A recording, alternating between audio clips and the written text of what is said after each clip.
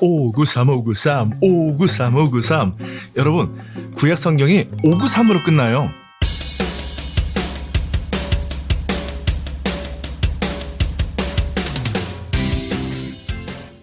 오늘은 구약 성경을 요약 정리하는 아주 기가 막힌 시간을 가질 텐데요.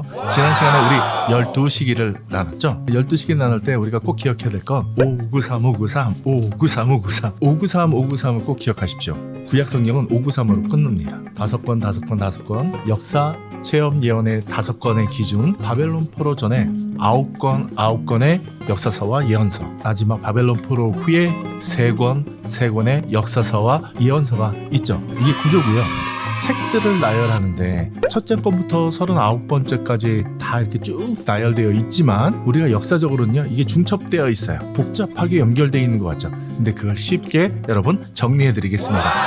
이게 정리가 되면 성경 읽는 법이 달라져요. 그리고 성경 보는 거 듣는 법이 새롭게 열립니다. 지난 시간에 우리 12시기를 나눴죠. 12시기의 책들이 있다고 말씀드렸어요. 구약 성경에 역사서에서 11권의 책이 있었죠. 창세기, 출애굽기, 민수기, 여호수아, 사사기, 사무엘상하, 열왕기상하, 에스라, 느헤미야, 이렇게 11권의 책이 있죠. 중간에 바벨론 포로 시기가 있다라고 해서 12시기를 나눴어요. 기준을 12시기로 놓고 이제 거기에 맞게 우리가 나머지 28권의 책을 나열해 보겠습니다. 자, 우리 율법서부터 시작을 해볼게요.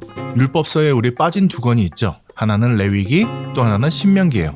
자, 어디에 위치할까요? 레위기는 출애굽기에서부터 민수기 사이에 있습니다. 출애굽기 24장 12절부터 민수기 10장 10절까지의 이 기간 안에 시내산 밑에서 하나님의 율법의 말씀을 배우는 과정을 담고 있습니다. 그래서 역사의 과정이 아니라 하나님의 율법의 말씀을 배우는 과정을 담고 있어서 출애굽기와 민수기 사이에 넣으면 되겠죠. 민수기는 광야 생활을 담고 있죠. 광야의 시기를 담고 있고 마지막 요단강 건너편 느보산에 도착을 합니다. 느보산에서 모세가 이스라엘 백성에게 과거를 회상하면서 설교하는 부분이 신명기입니다. 민수기 끝에 신명기, 여호수아 사이에 넣으면 되겠죠. 그러면 이제 나머지 역사서를 배치해 볼게요. 여호수아, 사사기, 룻기가 있는데 룻기가 빠졌을까요? 이 룻기는 사사시대의 어떤 한 특정 부분을 초점을 맞춰서 쑥 들어간 거예요. 사사시대는 나중에 보겠지만 죄의 반복이 계속 일어나요. 하나님이 구원하시고 또 죄짓고, 이 반복이 7번이나 계속되는데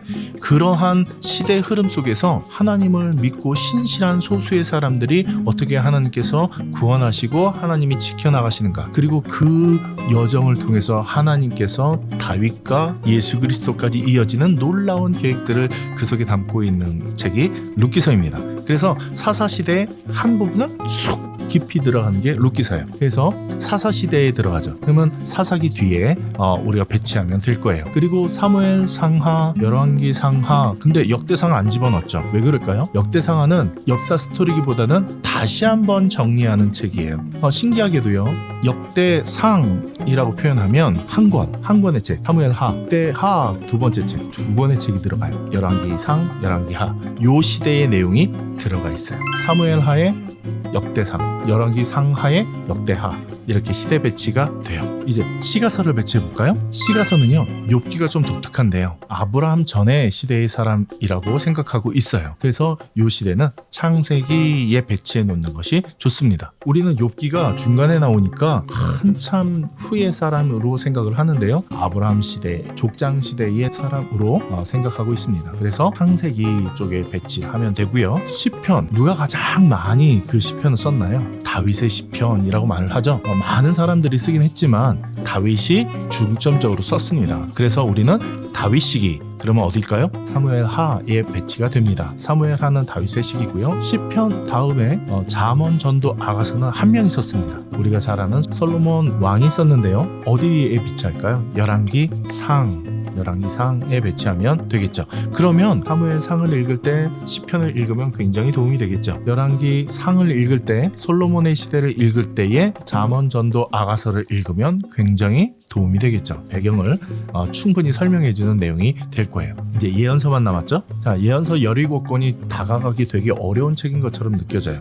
그러나 간단하게 해결될 수 있습니다. 바벨론 포로 시기에 비어있는 이 공간에 3명의 선지자가 등장을 합니다. 예레미야, 다니엘, 에스겔. 다니엘과 에스겔은 바벨론 포로로 끌려가서 하나님의 음성을 듣고 증거한 사람들이죠. 역사서에는 안 나와요. 더 이상 안 나오지만 이 바벨론 포로 기간에 선지자 활동을 했던 이 3명, 이 3명을 빼고 나머지 시대는 바벨론 포로 전에 9권 5, 9, 3, 5와 9 여기에 속한 나머지 책들은 여기 있습니다. 자, 순서대로는 이 시대는 열왕기 상과 열왕기 하 요 시대에 담겨져 있습니다. 시대별로 보면 오바댜, 요엘, 요나, 아모스, 호세아, 미가, 이사야, 나훔, 스바냐, 예레미야, 하박국 요렇게 시대 순으로 사역을 했습니다.